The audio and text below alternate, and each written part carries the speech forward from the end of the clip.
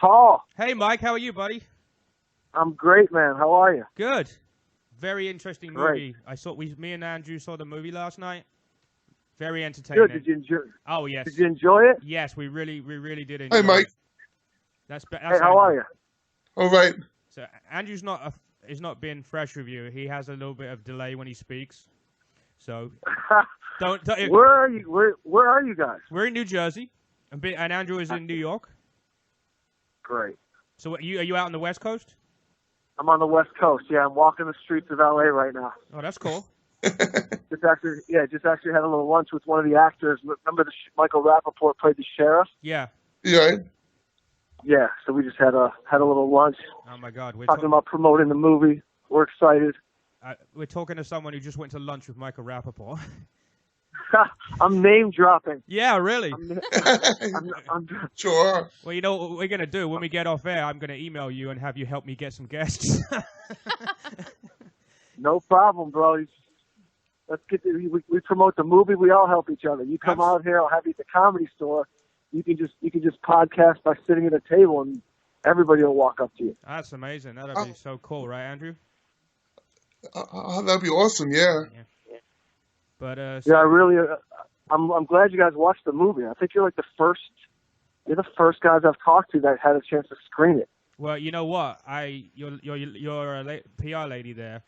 I hassled her every single day after we got the spiel about the movie and stuff, and the interview schedule. Yeah. And I'm like, we want to see it. We want to see it. We really want to see it. How can you talk about a movie and just from the trailer? Persistent. No, you're absolutely right. You got to see the whole thing. Let it all play out. Yes. I enjoyed it. I'm not going to talk about the end of it because it was really good. It's like you kind of thought you knew how it was going to go, and then it didn't go, and then it did, and then it didn't. You know what I mean? It's like you kind of had an idea, Mm-hmm. So it was kind of cool, the way it did go. That was pretty cool. I was reading your bio and stuff. I did a little bit of research, because we do a podcast. Got to do that. In this day and age, you got to do that, right?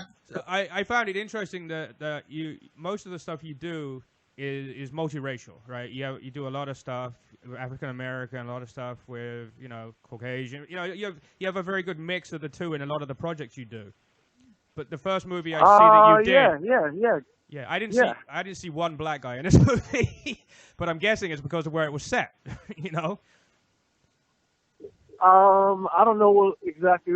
I think what you're talking about, how in My Man is a Loser, there was an interracial cast that you're talking about. Well, no, I was talking about, you got upcoming projects with Kanye, and you're doing stuff with Eminem. Oh,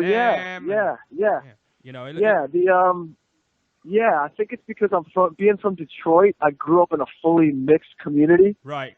So I think my writing style kind of reflects sort of both ends of that. So I don't really, you know what I mean? I didn't grow up country. I didn't grow up fully urban. I grew up really mixed. So I think that's just my style kind of just reflects that. So yeah, you're right. There's the Kanye thing, and then there's on the flip side the Eminem thing, and they're two totally different projects. So right.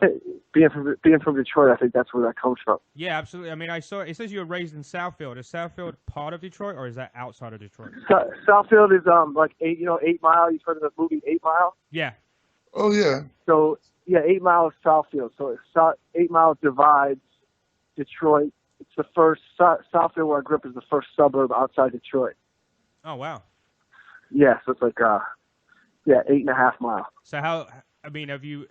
I'm assuming you're in LA now. Do you go back there often, or have you seen it in the last 20 years, or?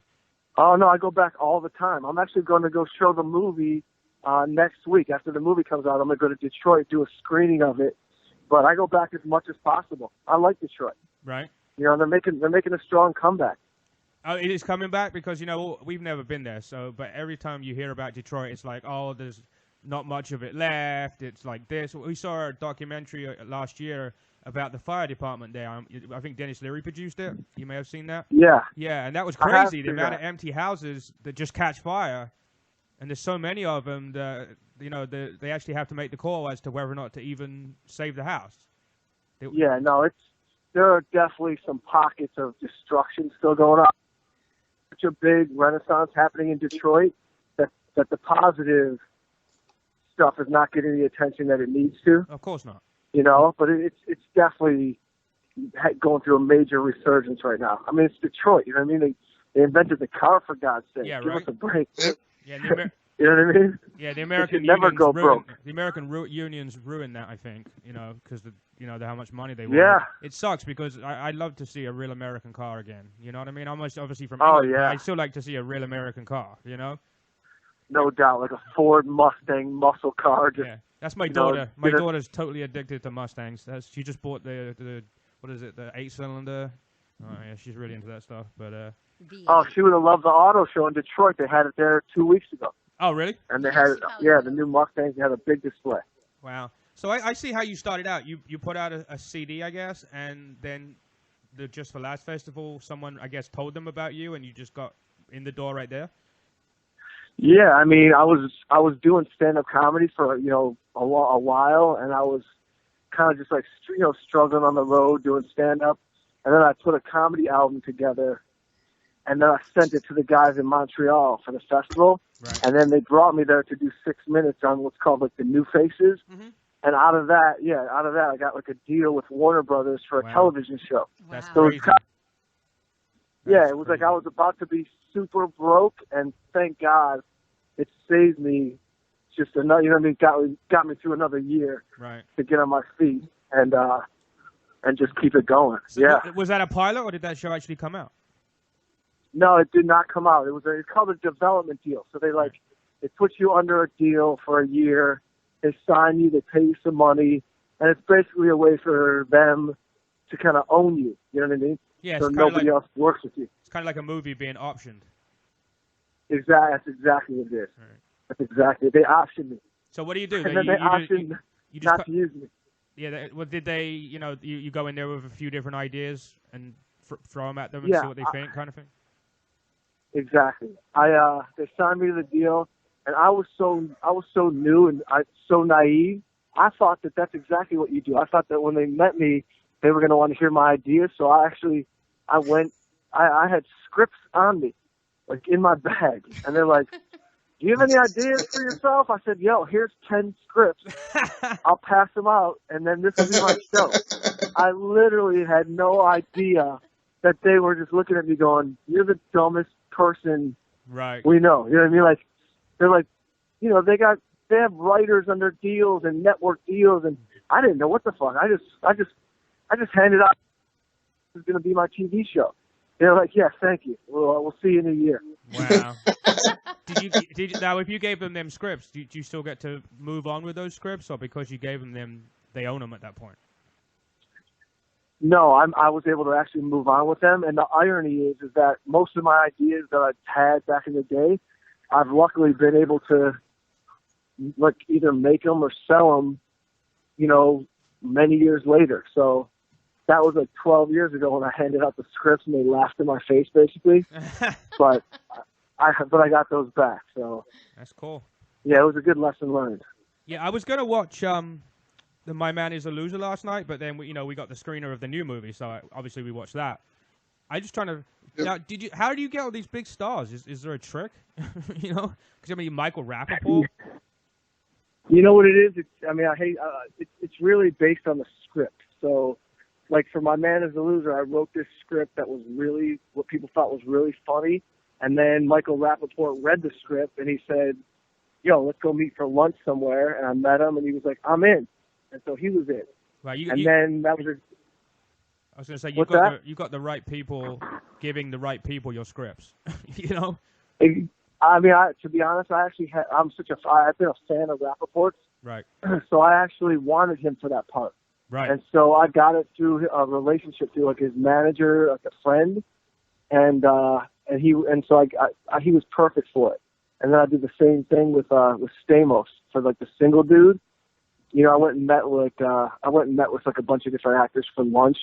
And then when I met Stamos, in my mind, I was like, this is the perfect dude for this movie. And so we just made him an offer, literally, like, because he said he loved it. So we made him an offer, and he accepted it. And then boom, I had my 2 guys. Wow. And then my third dude, Brian Callum, is a comedian friend of mine.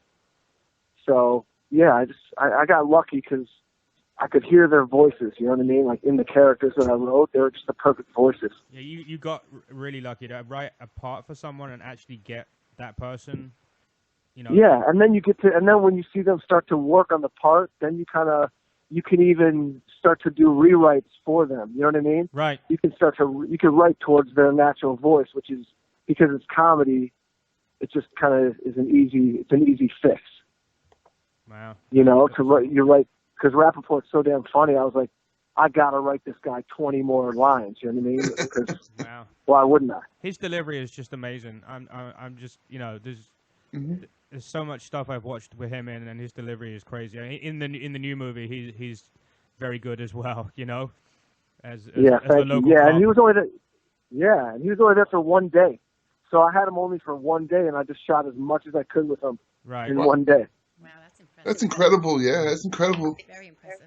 You know who I like too is the gentleman. I think is it Luke Robertson that played the Yeah. You know, I'm looking on IMDb. You know, you see a face and you're like, I know that face. You know, and you're like, what's he in? What's he in?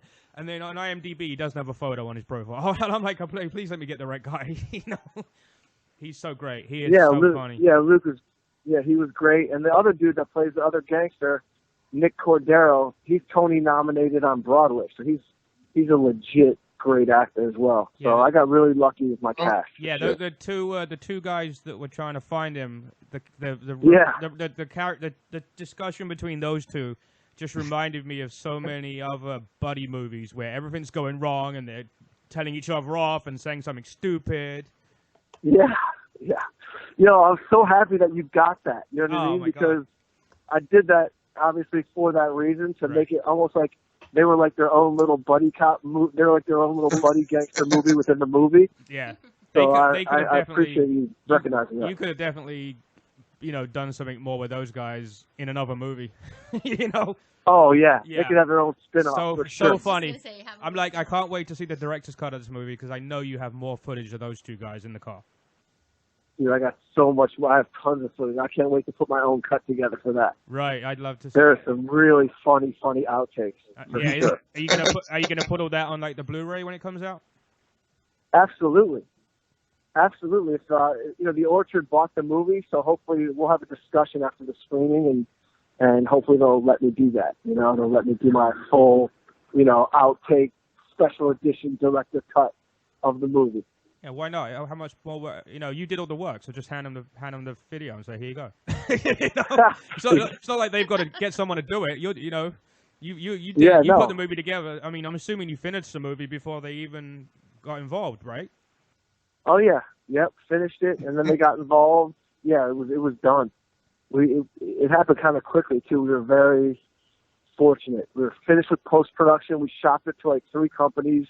And the Orchard picked it up, and we just made the deal, and that was it. Boom. How did you get Lionsgate to buy the other movie? Same kind of thing? They saw it. Yeah, they saw it. You know, a few of the big companies turned us down on that movie, and Lionsgate, I think, just kind of saw potential. They just saw potential with it, you know. I'm so crazy that I emailed the CEO of Lionsgate, who never wrote me back. Right. But I wrote him this crazy email that was like, hey, this is Mike Young, writer, director of My Man is a Loser. I think you have a movie here.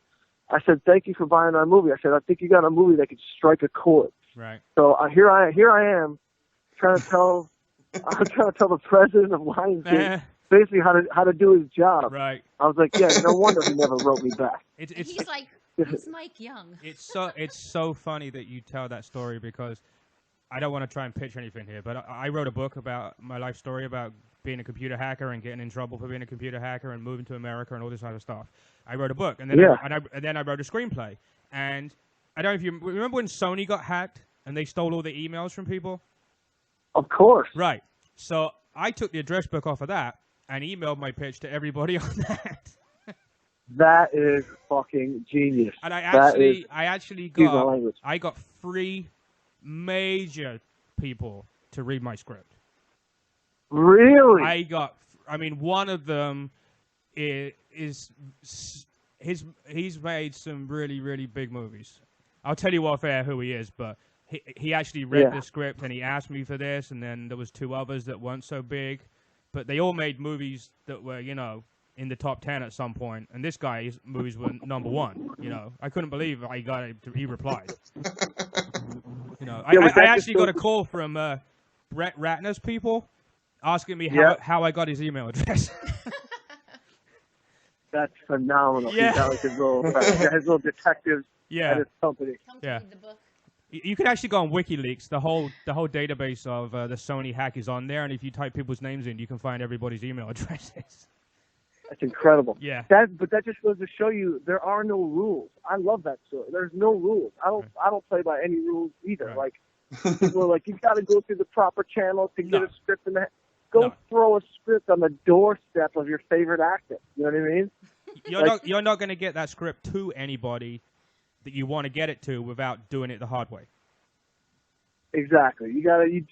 I love the fact that there's no rules. Yeah. Because if you play by the rules, you know, even with My Man is a Loser, there was a moment where Stamos' his schedule wasn't working. So James Marsden, we had talked to the actor James Marsden. Right. Oh, we thought we talked to him. So it went to his agent. His agent's like dragging us along, and finally he's like, you know, James, his schedule's not working.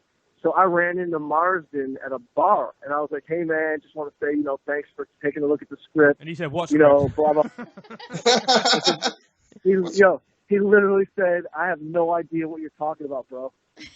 Yeah. When I started this podcast, I went crazy after every A-list comedian, actor that you've ever thought of that would never do the show in a billion years. You know? And I got, you know, there were so many people that you could like, he respectfully passes. I'm like, he's never heard of this show. She never even told him about this, you know. I was. Yeah, no. Sorry, go ahead. Yeah. No, I was going to say, that's just, you know, that's our business. Like, it's all a facade, you know, to think that you got to play by like certain rules. At the end of the day, if you have a great material, that's all that matters. Yeah. That's it.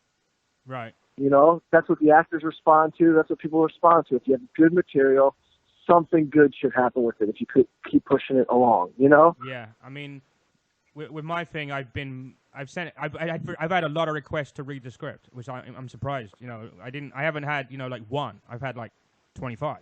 So I'm really happy. Yeah, that's phenomenal. You'll probably get that thing going soon. I hope so. But anyway, let's get back to your stuff. We're not here to pitch my crap. You know, I did your podcast. I said, I know I'm directing your movie, and I just optioned the screenplay. I forgot about my movie. We'll talk off the air. If you can write some British sarcastic comedy into this script, then you know, it might be something you'd be interested in. You never know. just working another comedic muscle, bro. I can do it. Yeah, it definitely sounds like something, you know. I mean, I'm looking at some of the projects you got coming up. You've got a crazy selection of very varied things. It's not like you stick to the same stuff. I know, and believe me, I wonder that myself. And there's been times where I thought maybe I should say no to a couple of these things, but then I look at, you know, you look at guys like Mel Brooks or even Woody Allen and guys who I dream about their careers, and you look at their body of work and you go, you know what? They've all done comedies, and they've even done some dramas, and Mel Brooks has done drama, and he's done the funniest comedies in the world. So I would say, if you could do comedy, you could do drama. But if you can do drama, it does not mean you could do comedy. Right. So if you come from comedy, you can basically do anything. I think. I mean, that's kind of what it is. After watching your movie, I can just imagine one of your future scripts being, the comedy being delivered like about Schmidt. You know, that kind of really absolutely. Crazy. I love that movie. That's the best movie ever. Some people are like, that's so sad. I'm like, let me tell you something. When he walks out of that building and all of the boxes of his stuff are piled by the garbage, I'm sorry. And when he finds his wife dead on the floor with the vacuum cleaner running. Yeah, I absolutely love that movie. That's a great movie. Right. I mean, do you go ahead, sorry. No, just say, did Alexander Payne write that? I honestly don't know, but whoever did was genius. Yeah. Genius. I mean, and I'm just wondering, how do you go from doing this to get hooked up with Kayne West? That was a completely random how did that happen? I did some work on Entourage, the show Entourage, Oh, really? years ago. That was Wow. a great Yeah. show. Love that movie and that show. Yeah. Yeah. So a mutual friend of mine, Gary Goldman, who was first AD for the whole run of the show, he got connected to Kanye through Kanye's cousin. They called Gary and said, we're looking for a writer to write a half-hour comedy set in the world of hip-hop. And so Gary called me, and he was like, you got to meet these guys. So I went and I had a meeting with Kanye's cousin and a couple other producers, and next thing I know, boom, we signed a deal with Warner Brothers, and so they're the studio behind it, and so now we're going to go pitch it to the network. So it's a ton of work, man, but that's how that came about. You can't turn down that kind of stuff, though. You can't. No, you can't. Even though it's heavy lifting, but yeah, no, I was not going to turn that down. So I'm assuming you've met Kanye, right? No, haven't even met him. Oh, really? Literally. I was going to ask you if you... Literally? Yeah. I've never even seen the guy in real life. Wow. Yeah, I just deal with his cousin and the executives at Warner Brothers, and I just do all the writing. So Kanye's the executive producer. He'll have a say once we go into production. Obviously, he'll have a say in the music, and he's free to say whatever he wants. But I have not had any creative contact with him because he's just been deep in the studio. Right. And his new album's coming out. Yeah, no, the reason... I think his album... Sorry, go ahead. No, I was just saying, I think his album comes out 2 days after our movie. Like, our movie drops February 9, right, and he comes out February 11th. So, wow. I was just we're battling Kanye. Yeah. Well, you know what? It's two different things. It's two different things. It's not like, people are going to go buy a CD instead of your movie. Yeah. You know what I mean? Believe me, I wish our TV show was running so Kanye could blow up my movie. Right. Well, you know what? He'll bang out another album before you get it done. Exactly. You know, the reason I asked you if you met Kanye was I was just kind of wondering if he's really the way his public persona is the same as his, private persona. Who knows? I guess, right? Everything I hear is that he's totally cool in real life, like just like regular cool, hardworking dude. And everything you hear is like crazy, out of his mind. You know what I mean? All that. Yeah. But from everyone I talk to that works with him, he's just like obviously a brilliant, down-to-earth dude. So it's pretty weird that, the public persona versus the private dude seems so different. Yeah, sometimes with that kind of situation, you wonder if the PR people are telling him what to do just to keep his, Yeah. But Yeah, just to keep the image going crazy. Right. Would you ever consider making a movie that you didn't write? I would consider it if I was in love with the script, because obviously making a movie is so damn hard anyway. So you better love the material. But yeah, I'm not adamant that I have to write everything. It's just been working out that way. Right. Yeah, I mean, so the directing of this new movie, the directing of the new movie, the way you have it edited and all that stuff, it's crazy. It's funny. Just some of the material, like when he first gets on YouTube, the first video. He's just so New York. It's like you wrote the character perfectly. If he was from California, he probably wouldn't have gone after the crowd. He would have just told some jokes or a story. But from New York, he's like, hey, you look like, someone's baby. It's so Brooklyn the way you have that guy done, Yeah, thank you. Yeah. I based it. It was a mesh of the actual actor because he's a funny dude in real life, really funny, Danny A. Yeah. And then I had this comedian Joe Diaz, who's a friend of mine, and the way he's like from Brooklyn, and so he's always just ripping people apart, and so I kind of meshed those two ideas together and came up with this character. Yeah, I think Joe. Yeah, you're right. I think Joe Diaz is on Bob Levy's podcast, isn't he? Is that Joe Diaz? I don't know, actually. I don't know. Isn't he good friends with Joe Rogan, I believe? Yeah, he's one of them. Oh, okay. Mixing those two up. For sure. Yeah, that's crazy. I can't wait for people to see this movie. As I said, we really liked it. Big A, you liked it too, right? Oh, yeah. I loved it. Great movie. And we were really, thank you so much. And we were so happy we actually got to see it before we talked to you because, it just makes for a lame conversation. So... Yeah. I mean... No, man, I appreciate you guys watching it. I appreciate you loving it. Oh, it's great. I mean, we're definitely going to talk about it, with some more, after, because I'm sure you have a busy schedule. I'm sure we're number 5 out of 500 calls you've got to make in the next few days. Yeah. You know? It's funny, man. I am looking at my watch going, damn, I got to make another phone call. I have no idea where in the world it's going to be. But, yeah. All right, well, good luck with the movie, and we hope to talk to you again soon. Hopefully, you know, I see you making another kind of mob-related movie next, right? The one based in the 70s. That sounds really interesting, too. Yeah, that's another great story, and that'll be more on the dramatic side.